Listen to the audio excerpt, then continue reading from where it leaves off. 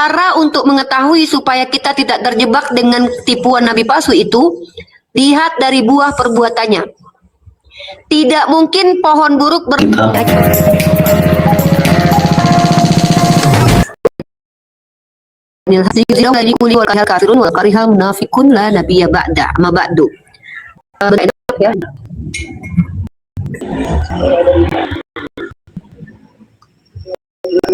ini.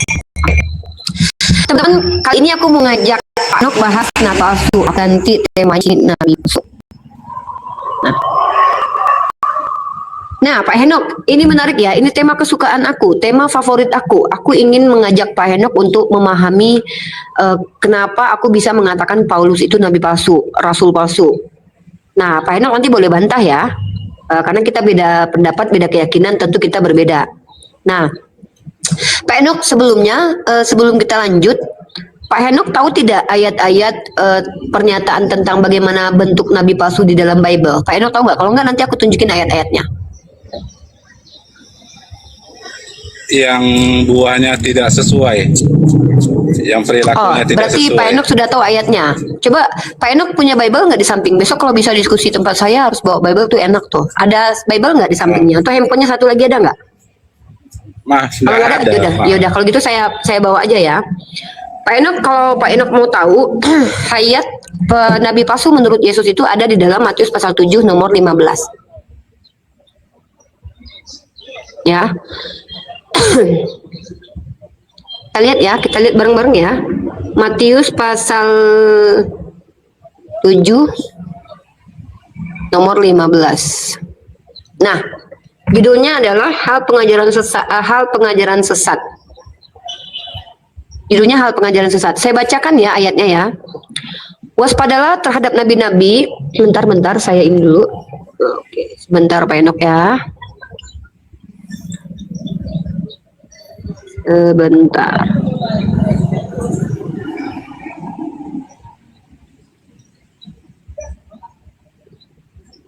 Oke, kita lanjut.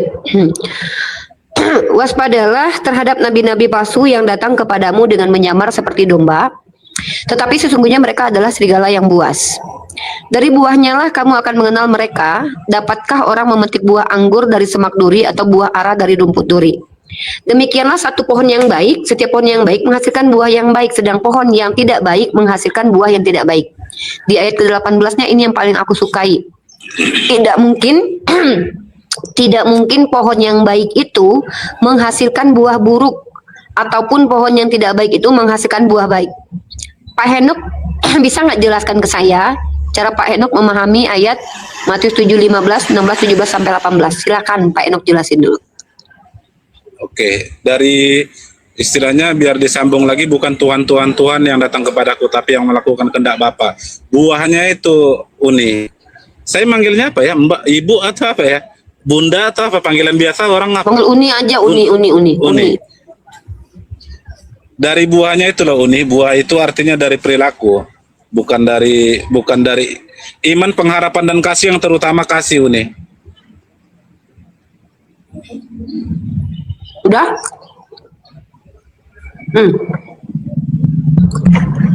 Saya ulangi sekali lagi ya. Waspadalah terhadap nabi palsu yang datang kepadamu menyamar seperti domba. Jadi nabi palsu itu justru kebalikan seperti pandangan Pak Henok. Dia terlihat baik. Tapi padahal kelakuannya bejat. Saya tanya sama Pak Henok. Ayat ke-18. Tidak mungkin pohon yang baik menghasilkan buah buruk. Tidak mungkin pohon buruk menghasilkan buah baik. Pertanyaan saya, Paulus itu sebelum ngaku-ngaku menjadi murid Yesus, dia pohon baik atau pohon buruk? Dia pohon buruk sekali Uni, tapi setelah itu dia bertobat. Setelah jumpa Yesus. Kata Yesus apa? Ciri-ciri nabi palsu itu dia menyamar menjadi domba, ngaku-ngaku pengikut Yesus. Karena domba itu identik dengan pengikut Yesus. Kata Yesus, cara untuk mengetahui supaya kita tidak terjebak dengan tipuan nabi palsu itu, lihat dari buah perbuatannya. Tidak mungkin pohon buruk berbuah baik. Pertanyaan saya Pak Henok, Ulang sekali lagi, Paulus pohon buruk atau pohon baik sebelum mengaku rasul? Sebelum berjumpa Yesus, sebelum bertobat dia buruk sekali. Pohon yang Pertanyaan buruk, saya, buah yang buruk. apakah mungkin pohon buruk berbuah baik menurut Yesus? Mungkin kalau bertobat. Pak Enok lupa ayat yang kita baca tadi? Saya ulangi baca ya. Kita bicara tentang pengajar loh, bukan tentang orang yang bertobat. Kita bicara pengajar, orang yang membawa firman Yesus. Tidak mungkin pohon yang baik itu menghasilkan buah yang tidak baik. Ataupun pohon yang tidak baik menghasilkan buah baik. Berarti menurut Yesus pohon buruk bisa nggak berbuah baik di ayat ini? Kalau di ayat itu maksudnya orang yang berpura-pura baik. Cuman kalau Paulus, Pak, coba saya tanya Bapak, coba baca. Bapak, makanya saya butuh Kristen kalau naik ke tempat saya itu baca kitabnya dulu loh. Tidak mungkin, saya ulangi ya. Arti tidak mungkin itu artinya mungkin nggak? tidak mungkin. Arti tidak mungkin apa? Mungkin nggak terjadi? Impossible. Tidak mungkin pohon yang baik itu menghasilkan buah baik. Ini untuk pengajar loh, bukan untuk orang pertaubat. Ini nggak ada konteks dengan pertaubatan loh. Ini bicara nabi palsu. Dan kata Yesus, tidak mungkin pohon buruk berbuah baik. Mungkin nggak seorang nabi atau rasul itu dari mantan penjahat? Menurut ayat Kenapa? ini. Oh, dia tidak seperti itu. Saya tanya sama Anda, saya tidak nanya Paulus, dia seperti itu atau tidak, saya tanya kepada Anda. Ini ya, Anda baca nih. Ini ya, waspadalah terhadap nabi-nabi palsu yang datang kepadamu dengan menyamar seperti domba. Jadi nabi palsu ini memperlihatkan dirinya seolah-olah dia baik. Betul. Ya, nah, jadi kalau ada orang yang dianggap baik oleh orang, berarti harus curiga, berarti dia bisa jadi nabi palsu. Jadi bukan dilihat dia baik atau tidak, tapi dilihat sebelum dia mengaku-ngaku sebagai nabi. Karena ini konteksnya Yesus lagi bilang, ada nabi palsu lo bentar lagi loh. Nah, supaya kau tidak kena tipuan dari nabi palsu ini, kau tengok, tidak mungkin pohon baik itu menghasilkan buah yang tidak baik, ataupun pohon yang tidak baik itu menghasilkan buah baik. Anda sudah akui kalau Paulus pohon buruk. Jadi, mungkin tidak seorang nabi atau rasul itu dari pohon buruk yang kemudian menjelma jadi baik. Mungkin saja Uni, serigala Nah, bisa berarti jadi Anda domba. beda dengan Yesus. Kata Yesus di sini apa? Kata Yesus di sini apa?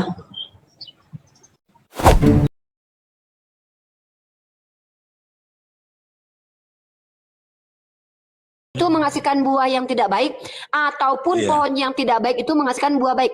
Lalu Anda bilang mungkin, pertanyaan saya, yang benar Anda atau Yesus? Saya kan menyesuaikan dengan ayat itu, Uni, Ya, bahwasanya yang saya tanya adalah ketika Yesus berkata tidak mungkin pohon buruk berbuah baik, tidak mungkin. Betul. Anda bilang tadi apa? Mungkin. Pertanyaan saya, yang benar Anda atau Yesus?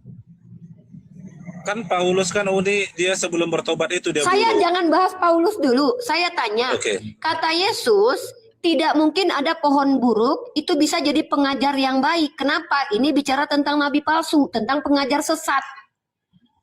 Maka kalau ada orang yang mengaku sebagai pengajar datang dari Yesus, kalau dia awalnya pohon buruk, kata Yesus tidak mungkin dia bisa berbuah baik. Pertanyaan saya, kalau menurut Anda mungkin tidak ada rasul dan nabi dari orang bejat? Mungkin.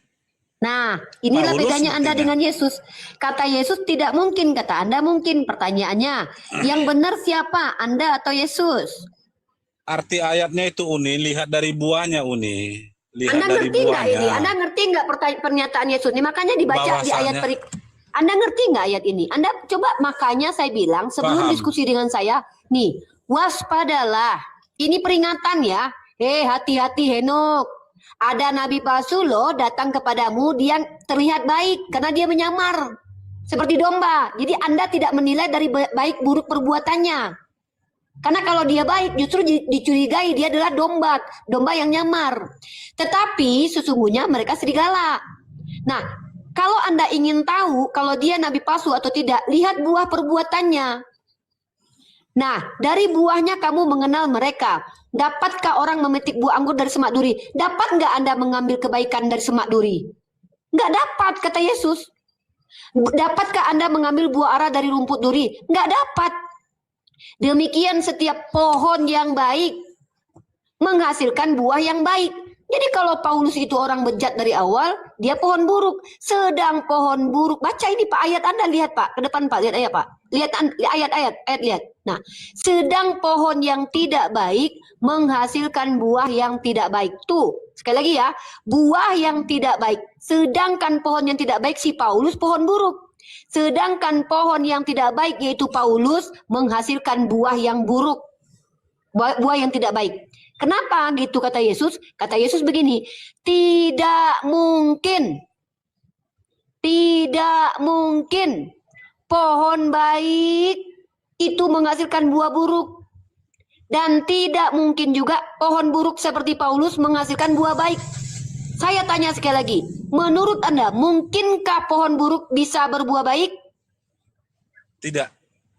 Oke, kenapa Anda percaya kalau Paulus itu bisa berbuah baik padahal dia ada pohon buruk?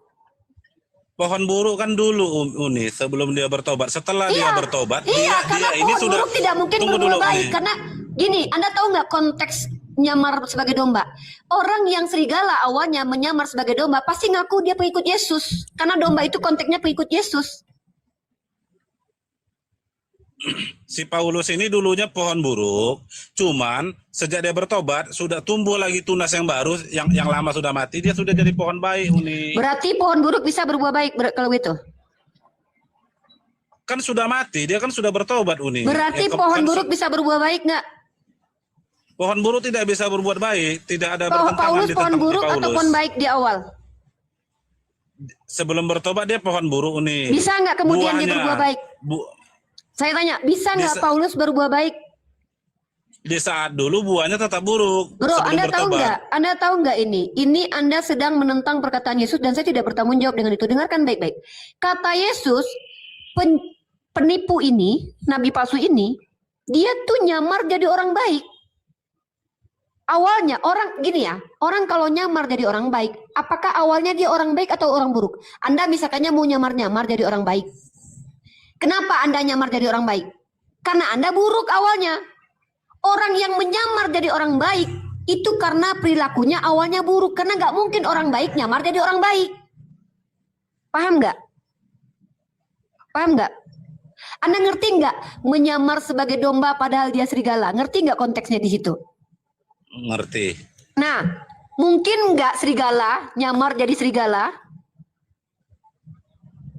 Nggak perlu nyamar lagi lah kalau gitu. Nah, mungkin nggak domba nyamar jadi domba? Nggak perlu nyamar lagi. Maka Karena kenapa kan dia udah nyamar domba. jadi domba? Karena dia Serigalanya. serigala. Nah, jadi Paulus ini orang yang buruk. Nggak mungkin dia perlihatkan keburukannya ketika dia ngaku jadi pengikut Yesus. Pastilah dia akan perlihatkan sok-sok baiknya. Karena dia adalah serigala yang menyamar jadi domba. Menjadi pengikut Yesus. Nggak mungkin ketika dia membawa ajaran Yesus, dia tampakkan terang-terangan kebiadabannya. Walaupun masih banyak ayat yang menampakkan kebiadabannya, dia bela gitu loh. Nah, saya fokus di ayat ke-18. Ini konteks bicara tentang pengajar. Paulus termasuk pengajar atau bukan? Pengajar. Dia termasuk nabi atau bukan? Rasul. Bukan nabi. Nabi sudah nggak ada lagi zaman Nabi pada saat itu. Oke, Anda baca kitab Anda. Inilah kenapa saya katakan kalian harus rajin baca kitab kalian. Ya. Nih, saya tunjukkan kepada Anda masih ada nabi setelah Yesus. Karena kalian nggak ngerti arti nabi dan rasul, ya. Nih, Kisah Para Rasul pasal 13 nomor 1. Baca, ini saya tunjukin kepada Anda. Nih. Pada waktu itu, dalam jemaat di Antioquia ada beberapa nabi dan pengajar. Nih, nabi dan pengajar. Nabi plus pengajar, yaitu Barnabas dan Simeon yang disebut Niger, Lukius orang Kirene, Menahem yang diasuh bersama dengan Raja wilayah Herodes, dan siapa ini? Saulus. Siapa Saulus? Paulus dulu. Nah, berarti Saulus dianggap sebagai nabi bukan? Itu si Saulus ya, berarti dia sebelum bertobat. Orangnya sama Ahli nggak? Taurat. Orangnya sama nggak? Sama. Oke, Sama. pertanyaan saya, ketika nabi atau pengajar tidak mungkin dari pohon buruk, menurut Anda mungkin nggak nabi dan pengajar dari pohon buruk? Balik Matius 7:18 tadi.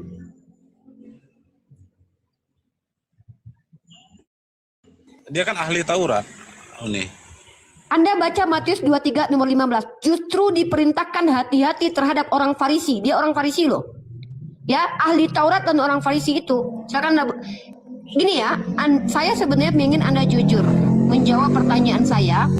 Matius 7:18, mungkinkah pohon buruk seperti Paulus menjadi pengajar dan nabi berbuah baik? Anda tadi bilang mungkin, Yesus katakan tidak mungkin. Konteks saya ini bicara tentang pengajar sesat dan nabi palsu. Itu fix. Saya tidak paksa Anda untuk menjawab, saya menghargai setiap jawaban Anda. Kita pindah ke tema selanjutnya, pembuktian kalau Paulus nabi palsu. Saya akan bukakan kepada Anda Matius pasal 23 nomor 15. Anda boleh catat ayat-ayat ini, ya.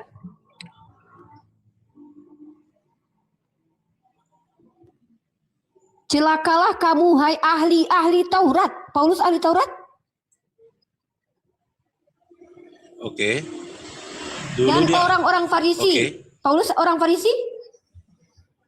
Betul.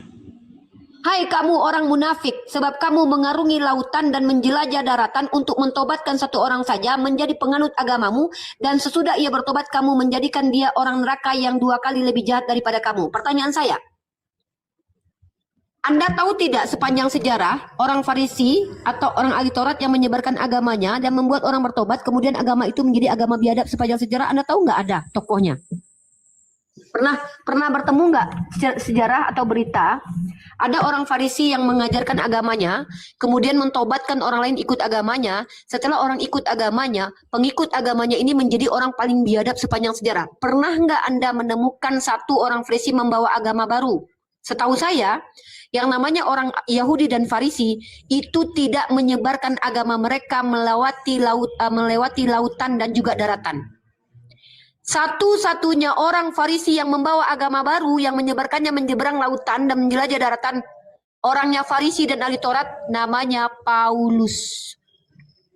Dan pertanyaan saya, apa kejahatan Paulus dulu? Anda tahu kejahatan Paulus dulu? Menyesah murid Yesus, betul? Anda tahu pengikut-pengikut Paulus di Eropa? Pengikut Paulus pertama di Eropa adalah Katolik. Anda tahu berapa tahun lamanya Katolik menyesah orang-orang yang mengaku pengikut Yesus yang namanya Inkuisisi? 500 tahun. 500 tahun.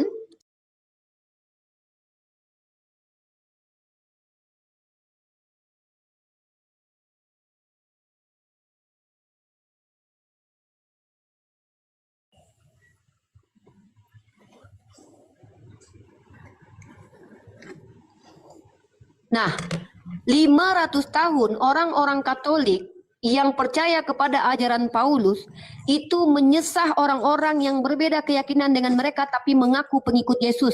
500 tahun lamanya. Maka tunjukkan satu agama yang sekeji ini, persis kejahatannya seperti Paulus, ya, seperti Matius 23 nomor 15, yang datang dari orang Farisi kecuali Kristen. Tunjukin agamanya, Pak. Ada nggak? Kalau enggak, kalau tidak ada agama ini, berarti Yesus berbohong. Saya bisa tunjukin agamanya, Kristen. Kristen Katolik dan Protestan sering pernah melakukan yang namanya inkuisisi terhadap sesama mereka. Kejahatan Paulus sama persis dengan itu. Paulus dulu menganiaya jemaat-jemaat orang yang mengaku-ngaku pengikut Yesus. Katolik dan Protestan sepanjang sejarah sering sekali melakukan yang namanya inkuisisi beratus-ratus tahun lamanya. Nah, inilah bukti bahwa Anda ini mengikuti Paulus yang sebenarnya Yesus sudah katakan kepada muridnya, hati-hati dengan ragi Farisi. Justru kalian mengangkat Rasul dari Farisi. Ingat Pak, Paulus itu berjumpa dengan Yesus, dua kesaksiannya berbeda loh. Di satu ayat dia katakan, orang yang mendengar suaranya tidak melihat rupanya. Di ayat lain dikatakan ada yang melihat cahaya tapi tidak mendengar suara. Orang kalau berbohong Pak pasti kontradiksi omongannya. Dan Paulus adalah orang yang terang-terangan dalam Efesus pasal 2 nomor 15 membatalkan hukum Torah. Sementara Yesus katakan apa? Jangan menyangka aku datang untuk meniadakan hukum Torah, tapi aku datang menggenapinya. Dan Bapak tahu nggak Bapak tahu arti pembinasa keji dalam kitab Bapak? Nih saya tunjukin datanya ya. Pembinasa keji itu siapa?